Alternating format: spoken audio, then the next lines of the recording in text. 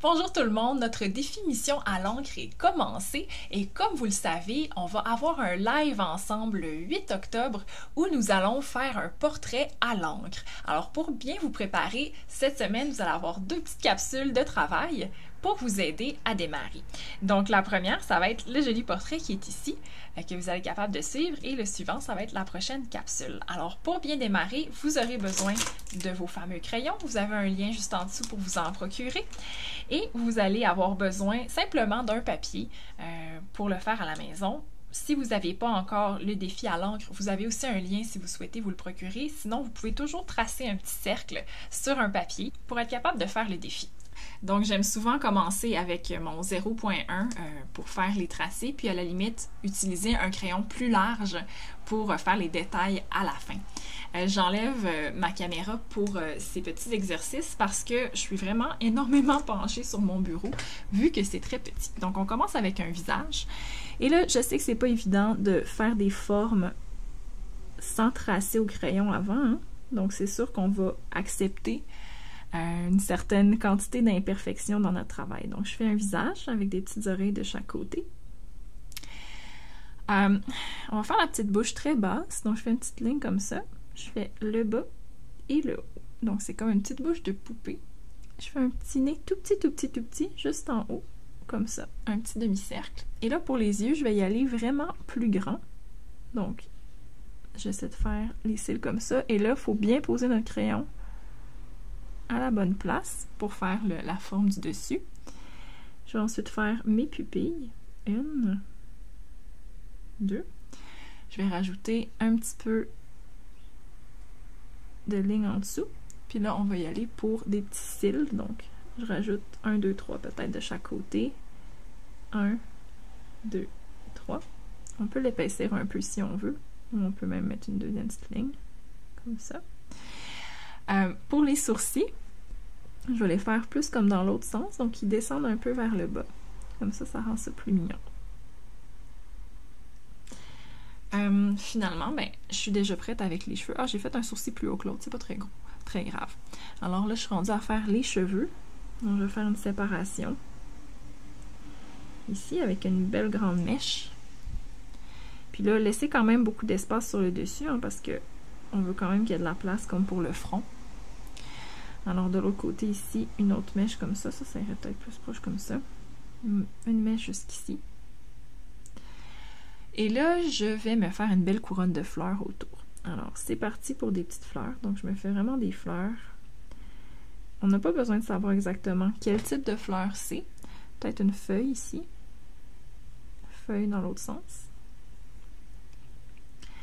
Avec d'autres petites fleurs qui continuent. Donc, même si on n'est pas hyper détaillé, le cerveau va comprendre qu'on a des belles fleurs, comme ça. Et bon, je vais lui faire son cou tout de suite. Avec ses petites épaules de chaque côté. On peut lui mettre un petit chandail ou je sais pas quoi, là. Peut-être un petit collier avec des bretelles ici qui partiraient de chaque côté. Donc, je vais mettre les bretelles en noir. Je dessine à l'intérieur.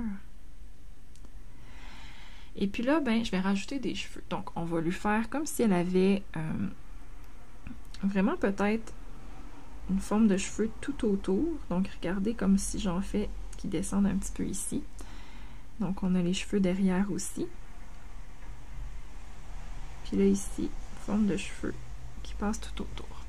Et là, on va commencer à mettre un peu plus de détails pour terminer. Alors, je vais mettre un peu de lumière dans l'œil, donc un reflet comme ça sur le côté. Reflet sur le côté, je remplis le reste. OK? Après ça, pour les cheveux, on va avoir comme des reflets en face de nous. Donc ici, c'est comme la limite des reflets. Ici, la limite des reflets. Alors tout le reste, ça va être noir. Puis je vais toujours avec ce petit crayon-là. Vous allez voir que des fois, on alterne beaucoup de crayons, mais des fois, on garde le même. Parce qu'ici, je fais un peu comme texture de cheveux. Ici, je vais faire un autre petit reflet à ce niveau-ci dans la mèche. Comme ça.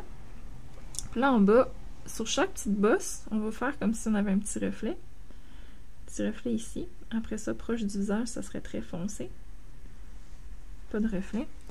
En haut, on aurait des petits reflets sur une petite bosse de cheveux. Dans le fond, toutes les parties qui sont convexe, là. C'est comme si la lumière se reflète dessus. Bon, là, quand c'est caché derrière les fleurs, il n'y aurait pas de reflet. En haut, on pourrait en mettre un peu. Sinon, caché derrière les fleurs, pas de reflet. Mais ici, j'ai un petit reflet. Côté ici, un reflet. Puis en bas, bon, petit reflet. Puis ensuite, je remplis ça. Donc, le temps passe très vite déjà. Il nous reste seulement quelques secondes pour rajouter quelques petits détails de plus. Donc, si je regarde ça, je pense que je lui mettrai 2-3 petites taches de rousseur. Toc, toc, toc. Et je vais peut-être juste passer avec un crayon plus foncé, plus large. Donc, mon gros crayon 08. Juste faire une séparation un peu plus foncée entre les deux ici. Puis vraiment l'obscurcir au maximum, comme ça. Puis peut-être obscurcir aussi le contour du visage, pas loin des cheveux de même. J'élargis un petit peu ses cheveux là, en se faisant. Là. Ils sont un petit peu plus longs comme ça. Puis je remplis quelques trous. Je prolonge légèrement la mèche ici. Ici aussi. Et voilà, c'est déjà tout pour notre première mission.